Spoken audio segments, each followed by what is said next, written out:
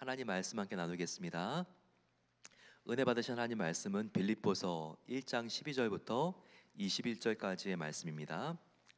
빌립보서 1장 12절부터 21절까지의 말씀을 함께 한 절씩 교독하겠습니다.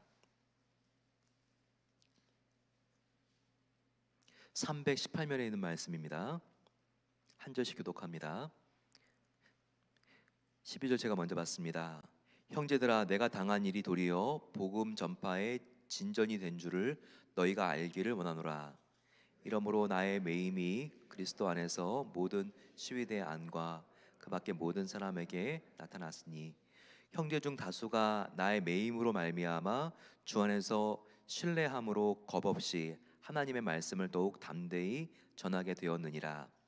어떤 이들은 투기와 분쟁으로, 어떤 이들은 착한 뜻으로 그리스도를 전파하나니 이들은 내가 복음을 변증하기 위하여 세우심을 받은 줄 알고 사랑으로 하나 그들은 나의 매임에 괴로움을 더하게 할 줄로 생각하여 순수하지 못하게 다툼으로 그리스도를 전파하느니라. 그러면 무엇이냐? 거칠애로 하나 참으로 하나 무슨 방도로 하든지 전파되는 것은 그리스도니 이로써 나는 기뻐하고 또한 기뻐하리라. 이것이 너희의 강구와 예수 그리스도의 성령의 도우심으로 나를 구원에 이르게 할 줄 아는 거로 나의 간절한 기대와 소망을 따라 아무 일에든지 부끄러워하지 아니하고 지금도 전과 같이 온전히 담대하여 살든지 죽든지 내 몸에서 그리스도가 존귀하게 되게 하려 하나니 이는 내게 사는 것이 그리스도니 죽는 것도 유익함이라. 아멘. 추수감사절을 한 달 앞으로 저희들 지금 한 달 앞으로 다가오고 있는 시점입니다. 우리의 마음이 하나님을 향한 사랑으로 감사로 물들게 하기 위해서 같이 우리들 빌립보서 기쁨의 서신을 함께 살펴보기를 원합니다. 특별히 바울이 썼던 13권의 성경 중에서 4권을 옥중 서신이라고 합니다. 감옥에서 썼기 때문이죠. 가장 어려웠을 때였습니다. 빌립보서, 에베소서, 골로새서, 빌레몬서입니다. 하지만 그 가장 힘들고 어려웠을 때 이 빌립보서를 통해서 나의 영혼이 기쁘다 이렇게 표현하고 있습니다. 저희들이 함께 이 빌립보서를 감사절까지 보면서 어떤 상황에도 기뻐할 수 있는 방법을 함께 배워보도록 하겠습니다. 우리가 토론토에 가게 되면 토론토에 큰빛 교회가 있습니다. 저희 교회와 같은 교단의 교회인데요. 토론토의 토론토 영락교회, 또 큰빛 교회 다 저희 교회의 자매 교회들입니다. 근데 그 교회 담임 목사님으로 이렇게 박재훈 목사님, 이미 돌아가셨지만 찬송가를 작곡 작사한 참 너무 귀한 목사님입니다. 그분이 쓴 찬송가가 참 많죠. 눈을 들어 하늘을 보라, 그리고 어서 돌아오, 또 지금까지 지내온 것 주의 크신 은혜라. 정말 이 반 목사님이 이런 곡들을 남기지 않았으면 한국 교회 부를 수 있는 찬양이 굉장히 줄 뻔했습니다. 그런데 그 후임 목사님이 이면수 목사님이었죠. 잘 알고 있는 것과 같이 북한에 3년 동안 감금되어 있었습니다. 목사님이 북한을 이렇게 드나들면서 여러 가지 사회복지적인 일을 하고 계셨는데요. 그때도 어김없이 북한 평양에 갔는데 이렇게 북한의 정치범으로 누명을 씌워가지고 3년 동안 강제 노동을 해야 됐고 갇혀 있게 되었습니다. 그때 많은 사람들이 이 큰빛 교회를 걱정했습니다.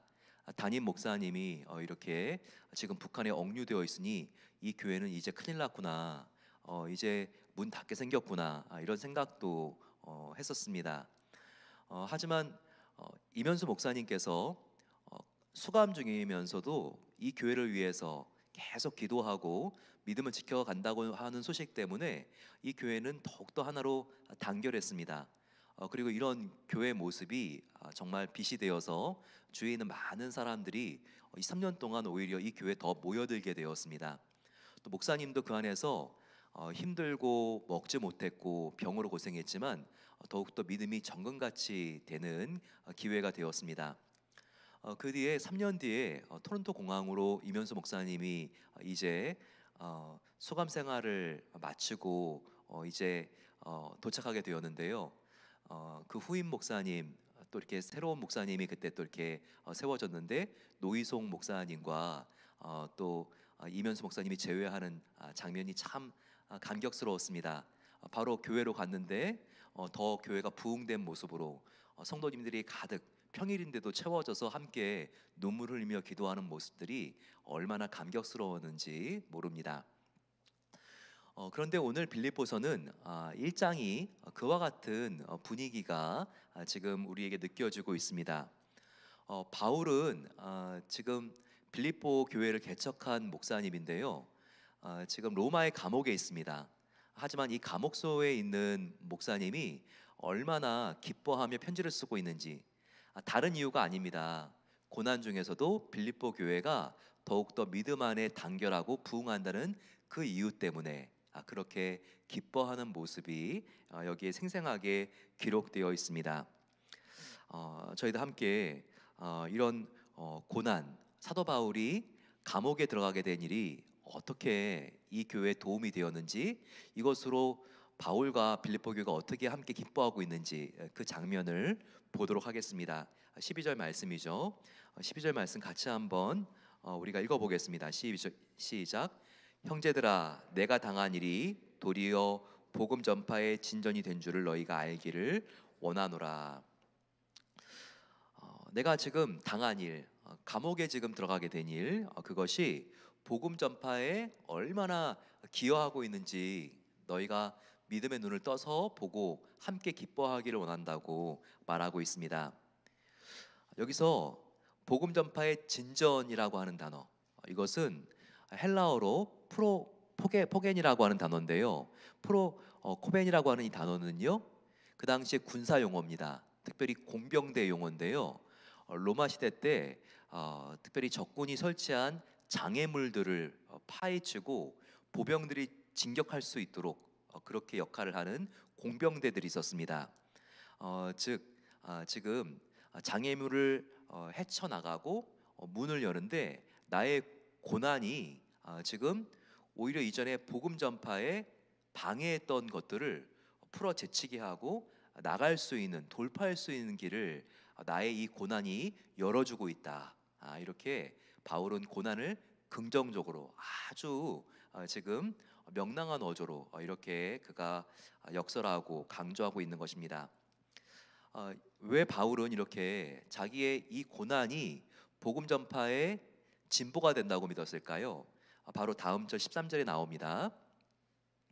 이러므로 나의 매임이 그리스도 안에서 모든 시위대 안과 그 밖에 모든 사람에게 나타났으니 형제 중 다수가 나의 매임으로 말미암아 주 안에서 신뢰함으로 겁없이 하나님 말씀을 더욱 담대하게 전하느니라 라고 말하고 있습니다. 바울은 로마의 감옥에 있습니다.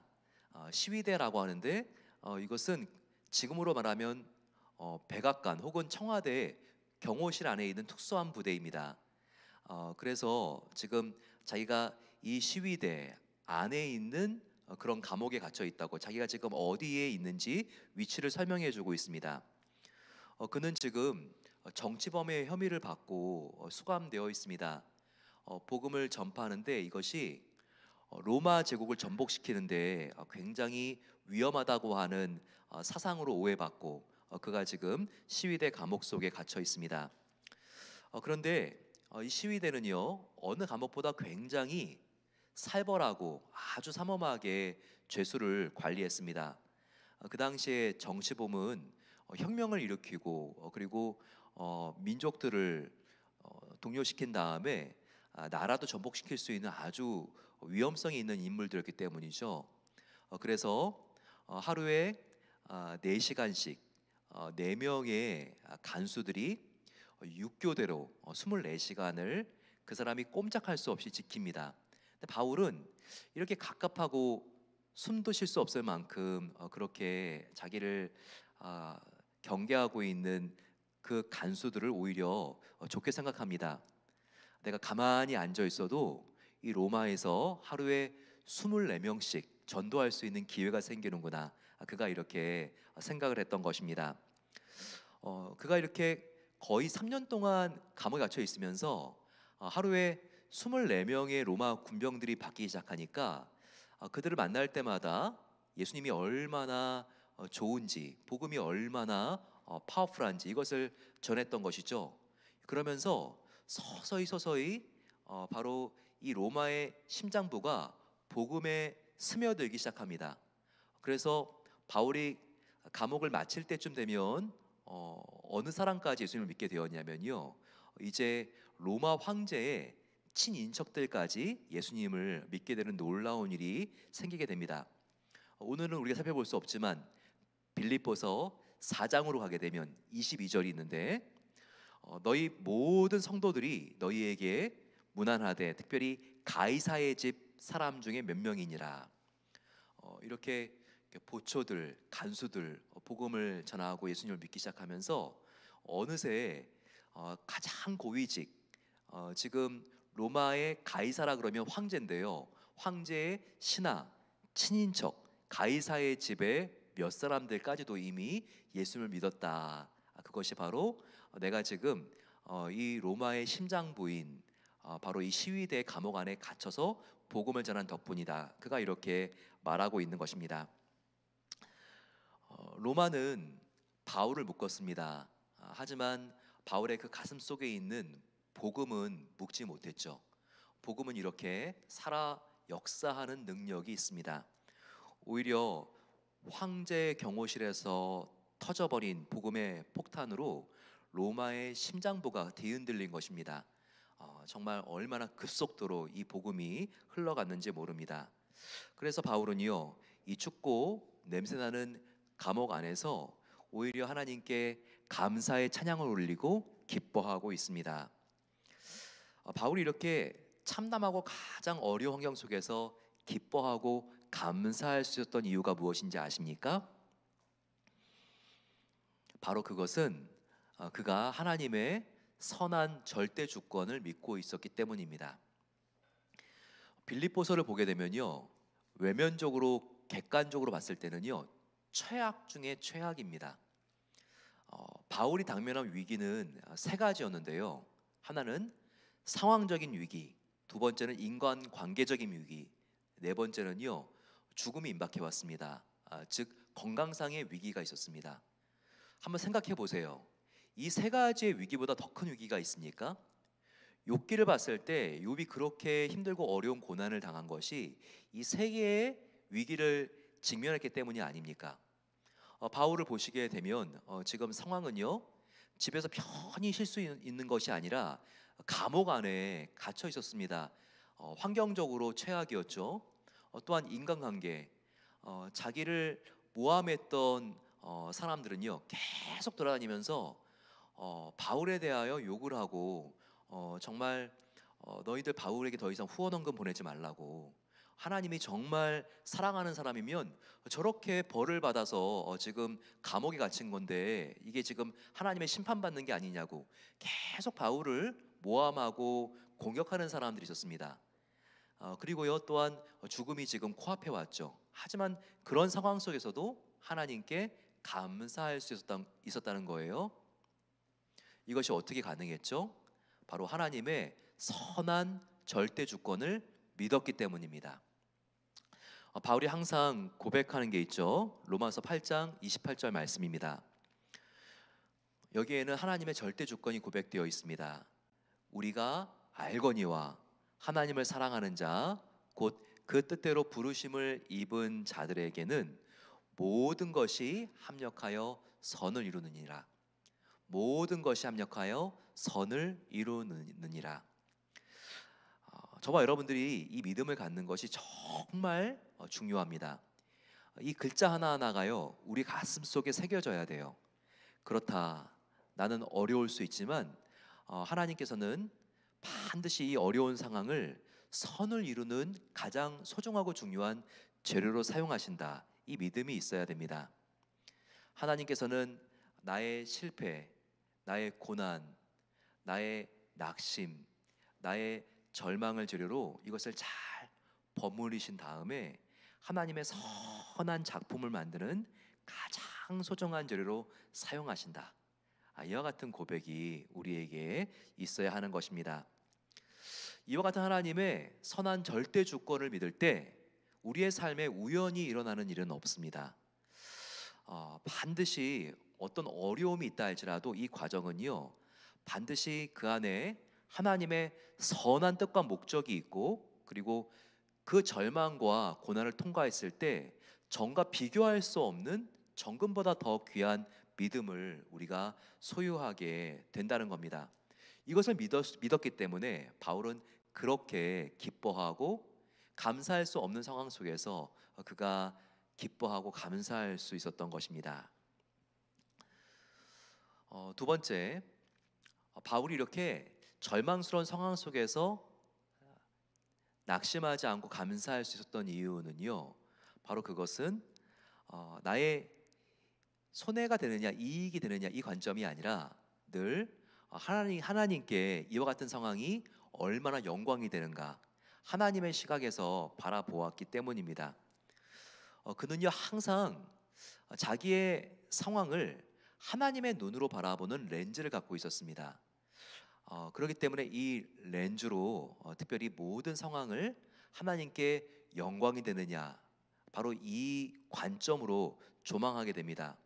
그렇기 때문에 자기 안에 있는 자그마한 손익들 그리고 또한 성공과 실패들 이런 것들이 하나님의 관점으로 바라보기 때문에 다르게 보이는 것입니다. 오히려 나에게는 손해지만 하나님께는 이것이 굉장한 이익이라면 감사할 수 있었던 그런 마음이 있었기 때문에 그는 절망 중에도 고난과 손해 중에도 하나님께 감사와 찬양을 올려드릴 수 있었습니다. 바울의 이런 신앙의 특징, 특별히 바울의 인간관계를 통하여 알 수 있었습니다. 빌립보서 썼을 때 빌립보 교회뿐만 아니라 초대교회에는 바울에 대하여 두 가지 종류의 사람들이 있었습니다.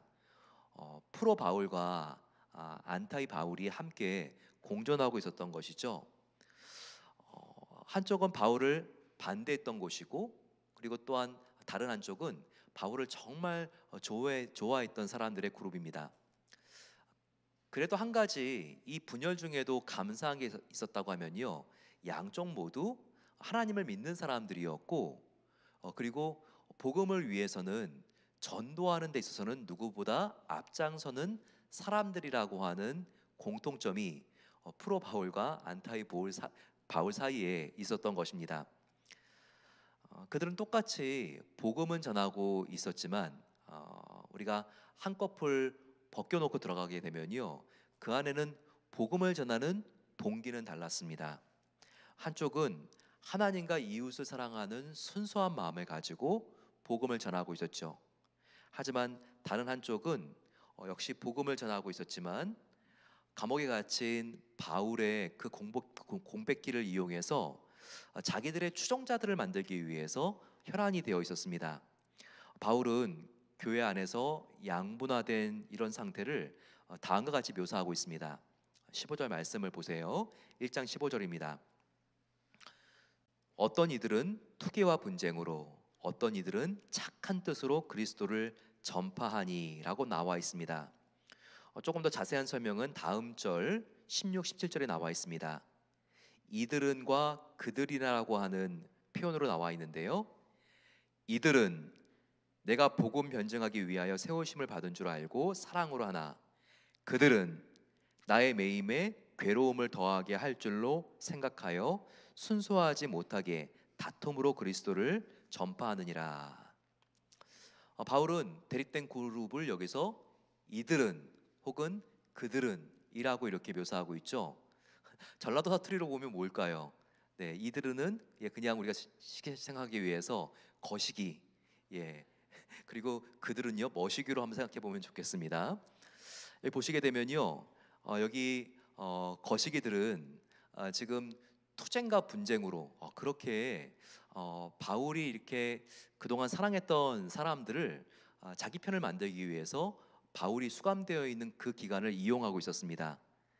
하지만 거시기가 아니라 머시기들 같은 경우에는 지금 바울의 상황과 관계없이 순수하게 복음을 전하기 위해서 그렇게 노력하고 있었죠. 하지만 바울의 입장에서는 자기를 대적하는 사람들이 결코 마음이 그들을 바라봤을 때 편하지 않았을 것입니다. 그들은 바울을 봐라, 하나님이 정말 인정하시는 사도라고 한다면 어떻게 이렇게 주님을 위하여 사역하는데 복을 받아야지 이렇게 어려움과 고난을 당할 수가 있냐. 감옥에 갇힌 것이 이게 분명히 하나님께 뭔가 잘못을 저질렀기 때문에 분명하다, 이렇게 모함하고 있었습니다. 그런데 바울은요, 이 정죄하고 바울을 신랄하게 비판하고 있는 그 그룹에 대하여 바울이 맞받아치지 않았습니다. 바울이 그들과 같이 비난하고 욕하지 않았습니다. 그들이 이렇게 배은만덕할 수가 없는데 바울은요, 오히려 상처를 받을 수 있는 그들을 향해서 품어주는 마음이 있었고 그들을 세워주려고 노력을 했습니다. 바로 그것이 어떻게 가능했을까요? 분명히 그들이 바울을 공격하는 것은 바울의 입장에서는 손해였을 것입니다. 하지만 그들이 복음을 전하면서 자기에 대해서는 적대적이었기 때문에 이 복음을 전한다는 측면에 있어서 하나님께는 손해가 아니었습니다. 따라서 바울은요, 자기에겐 손해지만 하나님께서는 그래도 그들을 통하여 지금도 영광을 받고 계시고 그들이 복음을 전파할 때 하나님의 나라가 확장되는 측면이 있다고 믿었기 때문에 그는요, 오히려 이와 같은 자기를 비판하는 사람들을 세워주고 격려하는 그런 통큰 형님의 리더십을 보여주고 있습니다. 바로 그 모습이 18절입니다. 얼마나 바울의 마음이 넓은지 한번 보시기 바랍니다. 그러면 무엇이냐? 거칠애로 하나 참으로 하나 무슨 방도로 하든지 전파되는 것이 그리스도니 이로써 나는 기뻐하고 또 기뻐하리라. 바울이 얼마나 정말 큰 마음을 갖고 있습니까? 이와 같은 상황들을 보면서 우리가 무엇을 교훈 삼아야 될까요? 첫 번째는 사람들은 변한다는 것입니다. 뭔가 나에게 힘이 있고 그리고 나에게 도움을 받을 것이 있을 때는 사람들이 많이 몰리죠. 하지만 나에게 힘이 없어지고 그리고 나의 삶이 어려워지게 되면 그때 모였던 사람들 중에서도 떠나가는 사람이 있습니다. 나한테 그만큼 관심을 보여주지 않는 사람들도 있는 것이죠. 바울에 대하여 어려울 때 적대적인 사람들이 있는 걸 보면서 우리는 이것을 알아야 될 것입니다. 사람은 절대 사랑해야 될 대상이지 우리가 의지하고 믿을 대상은 아니라는 것입니다. 사람들은 얼마든지 변할 수 있습니다. 이것이 이상한 게 아니라 사람들은 약하기 때문에 우리들은 그럴 수 있다는 것도 항상 생각해야 됩니다. 하지만 또 하나는 무엇입니까?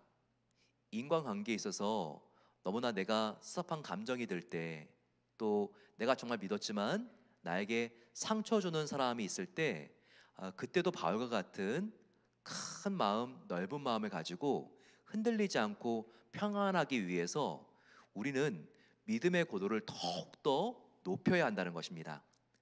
지금 얼마나 믿음의 고도가 높습니까? 하나님의 입장에서 하나님의 렌즈로 지금 자기를 대적하는 사람들을 바라보니까 오히려 그들을 통해서도 바울은 하나님께 기뻐하고 감사할 수 있습니다. 하나님, 저들이 나에게는 참 마음을 아프게 하는, 나에게는 손실을 크게 하는 사람들입니다.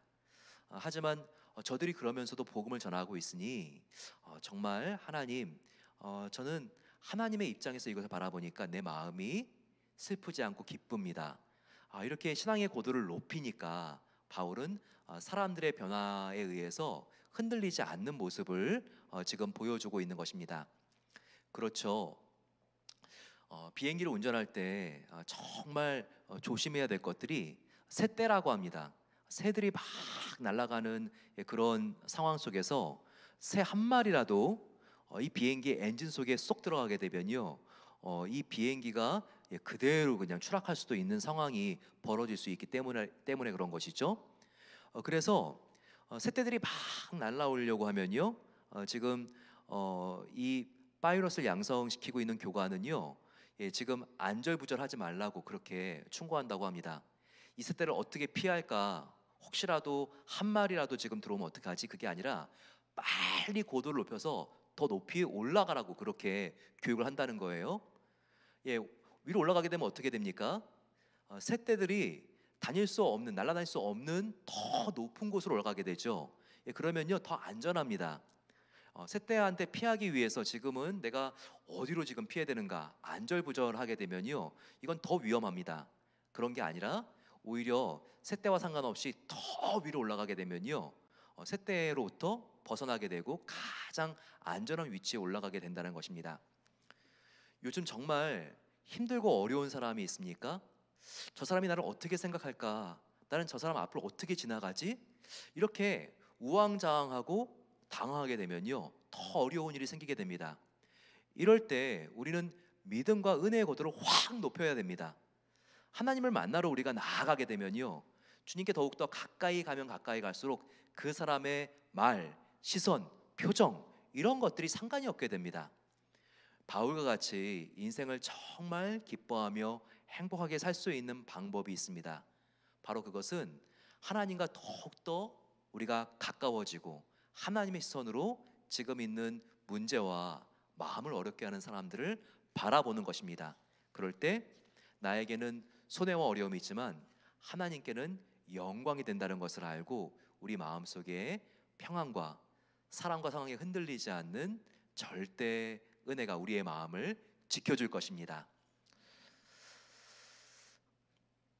영국에는 아주 훌륭한 두 목사님이 있는데 하나는 요한 웨슬리 감리교를 창시한 목사님이고요. 또 하나의 목사님은 조지 휘필드라고 하는 목사님입니다. 조지 휘필드라고 하는 목사님은 황금의 입이라고 하는 입을 가질 정도로 그렇게 설교를 아주 잘하는 그런 목사님이었습니다. 한 번은 한 기자가 요한 웨슬리에게 가서 이와 같은 짓궂은 질문을 했습니다. 요한 웨슬리 목사님, 목사님은 천국에 가면 조지 필드 목사님이 어디쯤 계실 것 같습니까? 이렇게 물어봤습니다. 그랬더니 요한 웨슬리 목사님이요, 저는 천국에서 피필드 목사님을 만나는 것이 참 어려울 것 같습니다. 거의 못 볼 것 같습니다. 그랬더니 이 기자가 빙그레 웃으면서 그렇죠 목사님, 요한 웨슬리 목사님은 피필드 목사님이 지옥 가실 것 같죠?